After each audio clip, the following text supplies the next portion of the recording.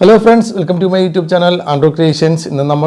ഇന്നത്തെ വീഡിയോ എന്ന് പറയുന്നത് നമ്മൾ ഒരു ഫോണിന്റെ ഡിസ്പ്ലേ ചേഞ്ച് ചെയ്യുന്നതുമായി ബന്ധപ്പെട്ടുള്ളതാണ്. ഡിസ്പ്ലേ കംപ്ലൈന്റ് ആയിട്ടുള്ള ഒരു വീഡിയോ ഇളക്കി മാറ്റിയിട്ട് പുതിയ ഡിസ്പ്ലേ ഫിറ്റ് ചെയ്യുന്നതുമായി ബന്ധപ്പെട്ടുള്ളതാണ്.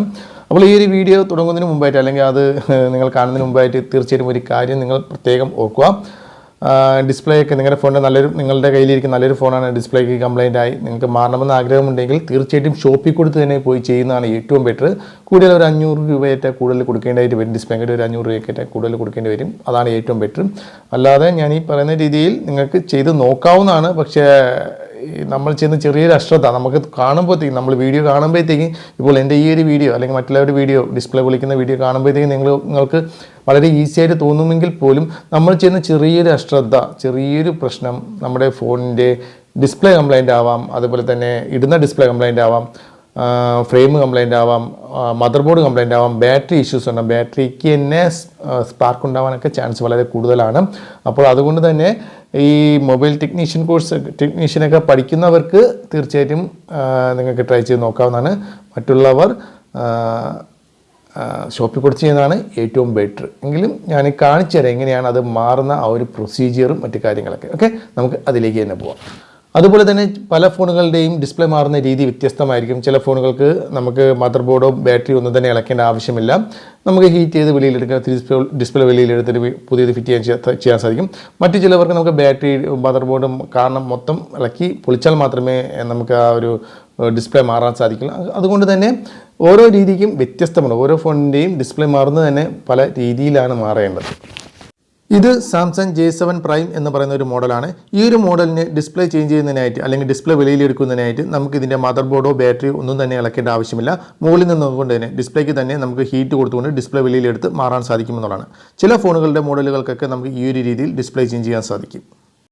ഓക്കെ, നമുക്ക് ആദ്യം ഹീറ്റ് ചെയ്ത് ഈ ഒരു ഡിസ്പ്ലേ പുറത്തെടുക്കുക എന്നുള്ളതാണ് മെയിനായിട്ട് ചെയ്യേണ്ടത്.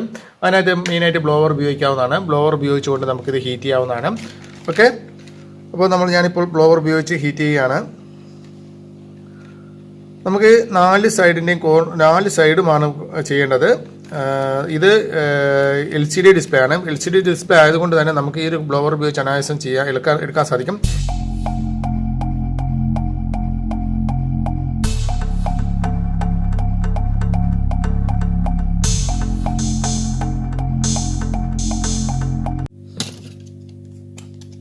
അതിനുശേഷം നമുക്ക് 4 സൈഡും ജസ്റ്റ് ഒന്ന് പോറി വിടേണ്ടതായിട്ടുണ്ട്.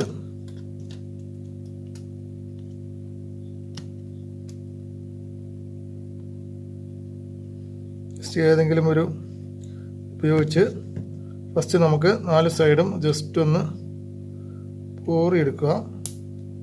ഇതിപ്പം ഡിസ്പ്ലേ പൊട്ടാത്ത രീതിയിലാണ് ഇളക്കിയെടുക്കേണ്ടത്. കാരണമെന്ന് പറയുന്നത് നമുക്ക് ജസ്റ്റ് ആദ്യം ഒന്ന് ഡിസ്പ്ലേ ഒന്ന് മാറി നോക്കണം. ഡിസ്പ്ലേയുടെ കംപ്ലൈൻ്റ് ആണോ എന്ന് ഉറപ്പില്ല. അതുകൊണ്ട് നമുക്ക് ആദ്യം ഇളക്കുമ്പോൾ തന്നെ നമ്മൾ സൂക്ഷിച്ചിളക്കുക. കാരണം ഇത് ഡിസ്പ്ലേയുടെ കംപ്ലൈൻ്റ് ആണെന്നുള്ളത് കൺഫേം ആണെങ്കിൽ നമുക്ക് എങ്ങനെയാണെങ്കിൽ ഇളക്കാം. പക്ഷേ ഡിസ്പ്ലേയുടെ കംപ്ലൈൻ്റ് ആണെന്നുള്ളത് ഉറപ്പില്ലാത്തത് കാരണം നമുക്ക് കുറച്ച് സേഫായിട്ട് തന്നെ ഇളക്കേണ്ടതായിട്ടുണ്ട്. ഫോണ് പൂർണ്ണമായിട്ടും ഡെഡാണ്. അപ്പോൾ അതുകൊണ്ട് തന്നെ ഡിസ്പ്ലേ കംപ്ലൈൻ്റ് ആകും എന്നുള്ള വിശ്വാസത്തിലാണ് ഇളക്കുന്നത്. ഈ ഫോണിൻ്റെ ബോർഡ് ചെക്ക് ചെയ്യണമെങ്കിൽ പോലും നമുക്ക് ഇതിൻ്റെ ഡിസ്പ്ലേ വെളിയിലെടുത്താൽ മാത്രമേ ബോർഡ് ചെക്ക് ചെയ്യാൻ സാധിക്കുള്ളൂ. അത് കഴിഞ്ഞ് ഒരു വൈൻഡിങ് പേപ്പർ ഉണ്ട്. ഇത് വൈൻഡിങ് പേപ്പറാണിത്. ഇതിൻ്റെ വൈൻഡിങ് മെഷീൻസൊക്കെ റിപ്പയർ ചെയ്യുന്ന കടകളിലൊക്കെ നമുക്കിത് കിട്ടും. അതിൻ്റെ ഒരു കുറച്ച് ഭാഗം നമുക്കിത് കട്ട് ചെയ്തെടുക്കുക എന്നുള്ളതാണ് അടുത്തായിട്ട് നമ്മൾ ചെയ്യേണ്ടത്.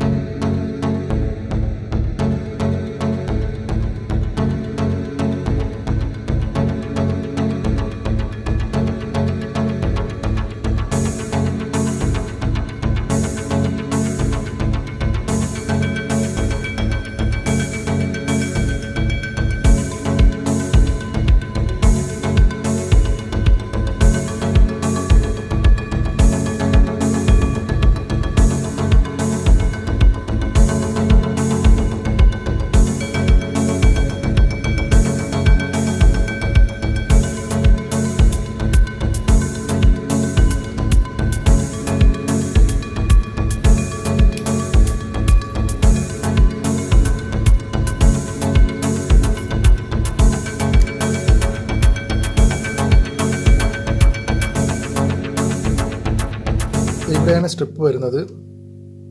കണ്ടോ, അതിൻ്റെ സ്ട്രിപ്പ് വരുന്ന ഭാഗം കണ്ടല്ലോ. അത് നമ്മൾ ജസ്റ്റ് നൈസായിട്ട് നമ്മൾ ഇളക്കിയെടുക്കുക എന്നുള്ളതാണ്.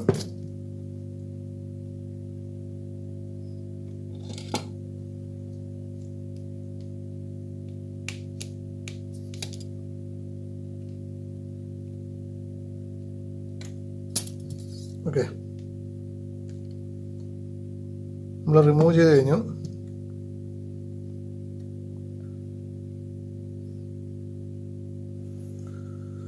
ഓക്കെ, ഇതാണ് ഡിസ്പ്ലേ. അപ്പോൾ നമുക്ക് അടുത്തായിട്ട് നമ്മൾ ചെയ്യേണ്ട ഒരു കാര്യം എന്ന് പറയുന്നത്, നമുക്കിതൊക്കെ ക്ലീൻ ചെയ്തതിന് ശേഷം നമുക്കിത് പിടിപ്പിക്കുക എന്നുള്ളതാണ്. ഈ ഗം എല്ലാം ക്ലീൻ ചെയ്തെടുക്കണം. ക്ലീൻ ചെയ്തിട്ട് വേണം നമുക്കിത് പിടിപ്പിക്കുന്നതിനായിട്ട്. അതിനും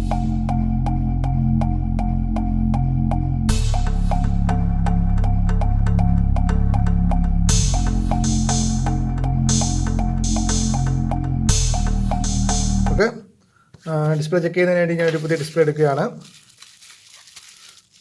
ഇത് കോപ്പി ഡിസ്പ്ലേ ആണ്. നമ്മൾ ഈ സ്റ്റിക്കറൊന്നും ആദ്യമേ വലിച്ചളയി കളയരുത്. കാരണം എന്ന് പറഞ്ഞാൽ എന്തെങ്കിലും ഇഷ്യൂസ് ഉണ്ടെങ്കിൽ നമുക്ക് തിരിച്ചു കൊടുക്കുന്നതിന് വേണ്ടി സ്റ്റിക്കർ വേണം.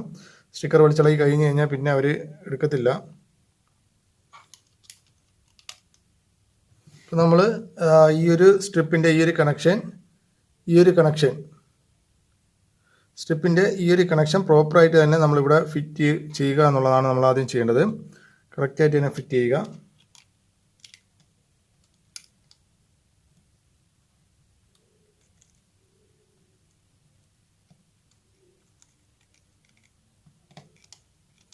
ഓക്കെ, ഞാൻ ഫിറ്റ് ചെയ്തിട്ടുണ്ട്. അടുത്തായിട്ട് നമ്മൾ ചെയ്യേണ്ട ഒരു കാര്യം എന്ന് പറയുന്നത്, നമ്മൾ റബ്ബർ ബാൻഡ് യൂസ് ചെയ്യുക എന്നുള്ളതാണ്. ആദ്യമേ നമ്മൾ ഗം ഇട്ട് ഡിസ്പ്ലേ ഒട്ടിക്കരുത്. കാരണം എന്ന് പറയുന്നത്, ഗം ഒട്ടിച്ച് കഴിഞ്ഞാൽ പിന്നെ ഡിസ്പ്ലേ എന്തെങ്കിലും ഇഷ്യൂസ് ഉണ്ടെങ്കിൽ, ഡിസ്പ്ലേ എന്തെങ്കിലും ഇഷ്യൂസ് ഉണ്ടെങ്കിൽ തിരിച്ചെടുക്കത്തില്ല. അതുകൊണ്ട് നമ്മൾ അടുത്തായിട്ട് നമ്മൾ ചെയ്യേണ്ടത് റബ്ബർ ബാൻഡ് ഉപയോഗിച്ച് ഡിസ്പ്ലേ ഫ്രെയിമിലേക്ക് നല്ല രീതിയിൽ ചേർത്ത് വെച്ച് റബ്ബർ ബാൻഡ് ഇട്ട് ബാൻഡ് ചെയ്ത് വെക്കുക എന്നുള്ളതാണ്. ബാൻഡ് ചെയ്ത് വെച്ച ശേഷം പൂർണ്ണമായിട്ട് നിങ്ങൾ ഫോൺ ഓണാക്കി നല്ല രീതിയിലൊന്ന് ചെക്ക് ചെയ്ത് നോക്കുക. ഓട്ടോ ടച്ചിങ് ഇഷ്യൂസ് ഉണ്ടോ, അല്ലെന്നുണ്ടെങ്കിൽ ഫ്ലിക്കറിങ് പ്രോബ്ലംസ് ഉണ്ടോ, അതുപോലെ തന്നെ എല്ലാ കാര്യങ്ങളും കറക്റ്റായിട്ടുള്ള റെസ്പോൺസ്, എല്ലാ ടച്ചും വർക്കാവുന്നതിലുണ്ടോ. കാരണം അതുപോലെ തന്നെ ബാക്ക് കീ, ഹോം കീ, അതുപോലെ റീസെൻറ്റ് കീസ് എല്ലാം, നാവിഗേഷൻ കീസ് എല്ലാം നിങ്ങൾ ചെക്ക് ചെയ്യുക. പൂർണ്ണമായിട്ടും ചെക്ക് ചെയ്തു. എൻ്റെ ഒരു അഭിപ്രായം പറയുകയാണെങ്കിൽ 1-2 മണിക്കൂറുകൾ നല്ല ഫോൺ നല്ല ഫുൾ ബ്രൈറ്റ്നസ് ഇട്ട് നല്ല രീതിയിൽ ഡിസ്പ്ലേ നല്ല രീതിയിൽ ചൂടാവുന്ന രീതിയിൽ തന്നെ നല്ല ബ്രൈറ്റ്നസ് ഇട്ട് നല്ല രീതിയിൽ തന്നെ ഫോൺ ഉപയോഗിച്ച് നോക്കുക. യൂട്യൂബിലും വീഡിയോസുകളും മറ്റു കാര്യങ്ങളൊക്കെ നിങ്ങൾ ഉപയോഗിച്ച് നോക്കാം.